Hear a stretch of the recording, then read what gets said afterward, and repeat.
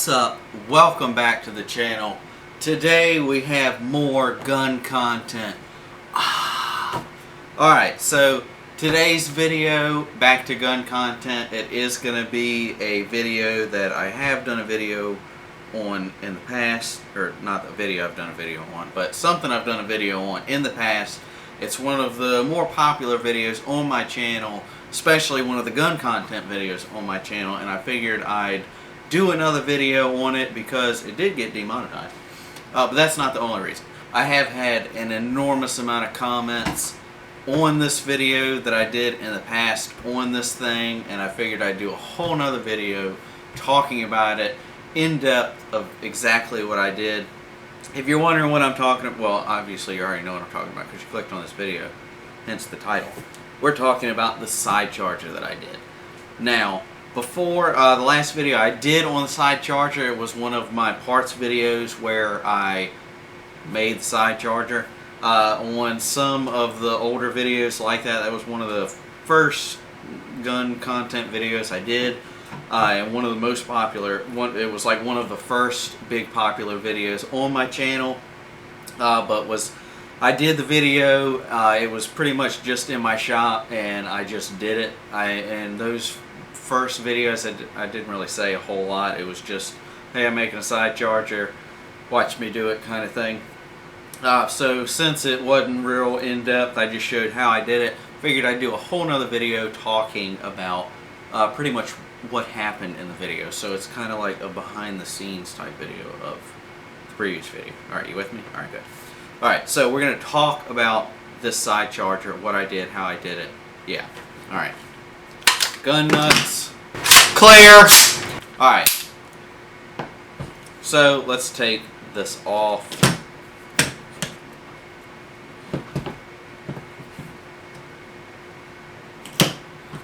Alright. In case you're wondering, I have done a video, or videos on a lot of different stuff on this. I did do a video on this is an AR pistol, if you're wondering. This is the Vortex Crossfire. I did do an exclusive video on that. I can't remember off the top of my head if I featured these in a video, but these are flip-up sights from Dagger Defense. I've done a lot of videos for Dagger Defense in the past. It's a real good budget-friendly company. They do a lot of cool stuff. Budget-friendly, real cheap, but still you get what you pay for, but it's good. It's not complete crap. I like Dagger Defense. I've got a lot of their stuff, but it's good, especially if you're first getting into firearms and stuff like that. They're definitely a company to at least look at. I like them. It's you don't have to go like top of the line expensive crap on your firearm, but Dagger Defense is a good company. I like Dagger Defense. Do like Crossfire, really like Crossfire. They're kind of budget friendly in optics, kind of. It's a little expensive. Some of their stuff is a little expensive, but in line with other optics out there, they're budget friendly. But like Vortex, like Dagger Defense, this is a small light. I did do a video on this. This was came out of a TAC Pack video. If I can find that video, I'll put a link down in the description for that. So yeah, let's get back to the side charger that I did. Now, this side charger, I made this. I didn't make it from scratch. I did get this upper from, back then it was Big Armory. I don't even know if they're still in business. It was a few years ago. But I did get it from Big Armory, but it wasn't a Big Armory. They're like a distributor of stuff. But I have no affiliation of them. They didn't give me any discount or free or anything. I paid for it, so just let's get that out of the way. The upper itself, I did it. It's a it starts with the N. It's Nordic or Noveski or something like that. It's one of those companies. You can check it out.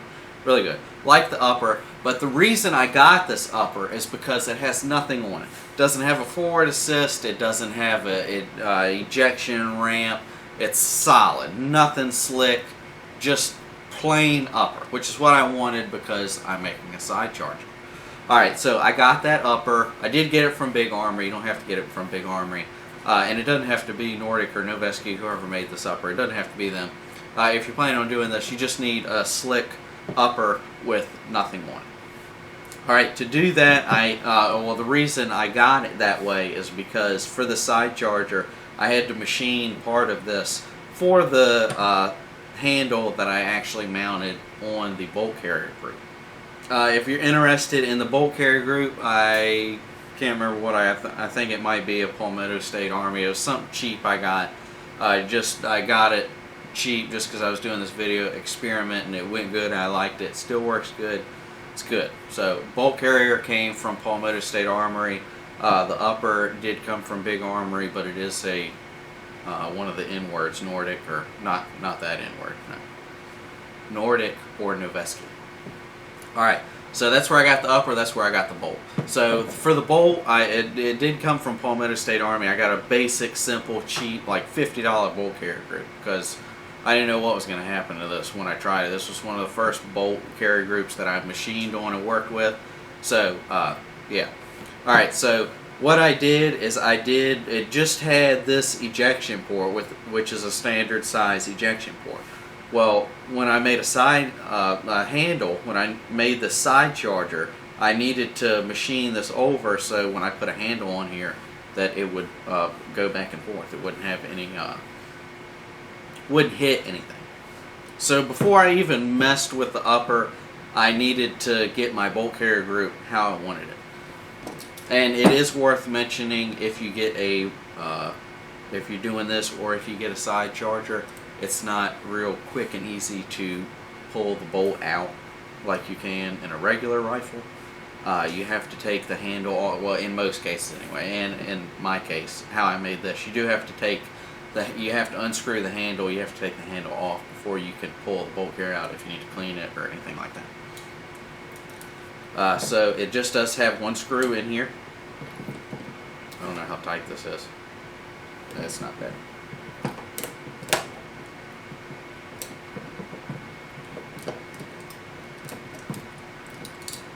Okay, handle's off, and then the bolt comes on out. I do not have a regular charging handle on this, however, I did leave this open, so if for any reason I wanted to put a regular charging handle on this, I still could. I've had a lot of questions, comments on the previous video about blowback and other videos I featured this pistol on. I haven't had any issues. I do always wear safety glasses, and you should too.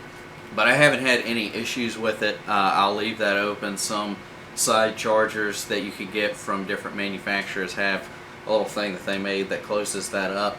It's nice. I don't have a problem with that. I just left mine open. Oh, and another point before we get too far into this, I probably about a third of the comments on the original video I did on this and any other video I featured this on with the side charger, everybody was asking why did you put the handle on the right side? Well, people are apparently baffled, just flabbergasted at the fact that I shoot rifles left-handed.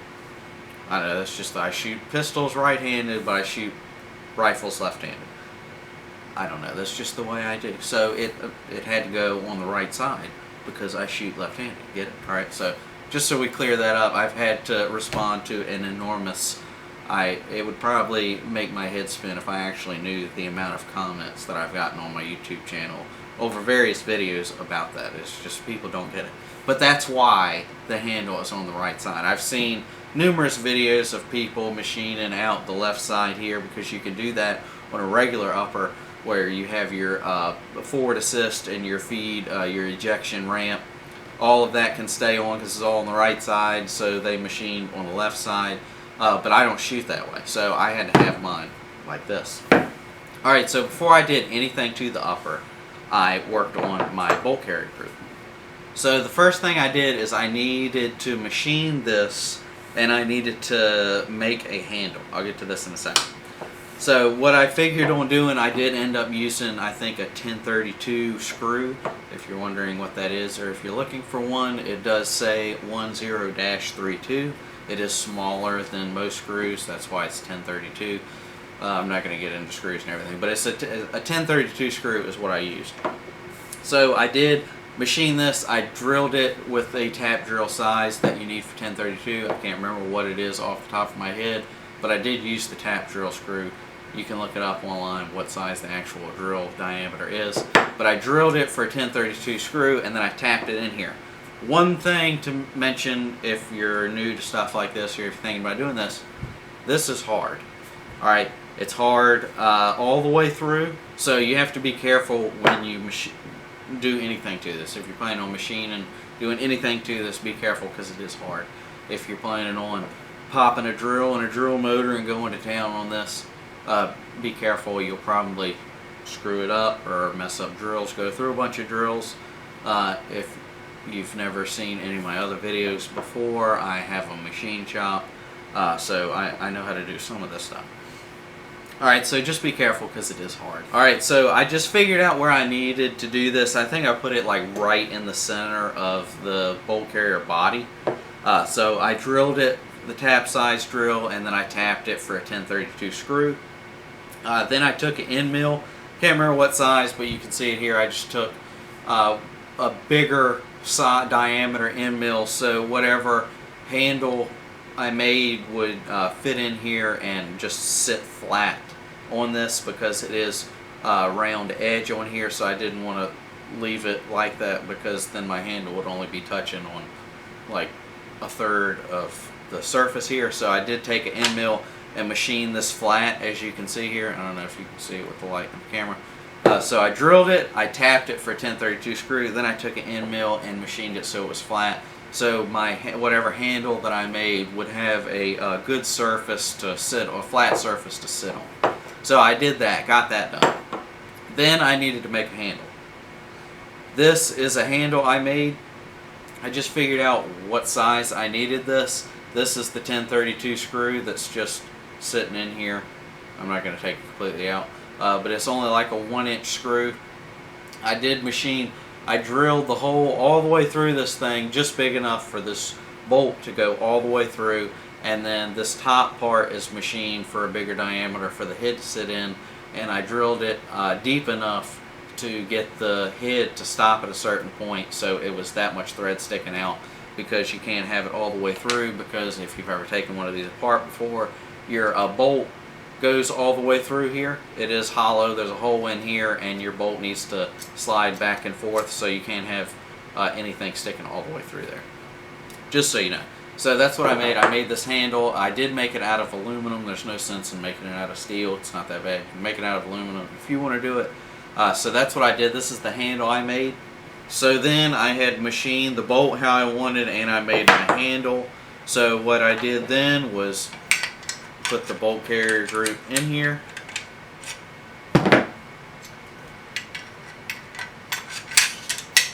Got it all the way up. Then I put my handle in.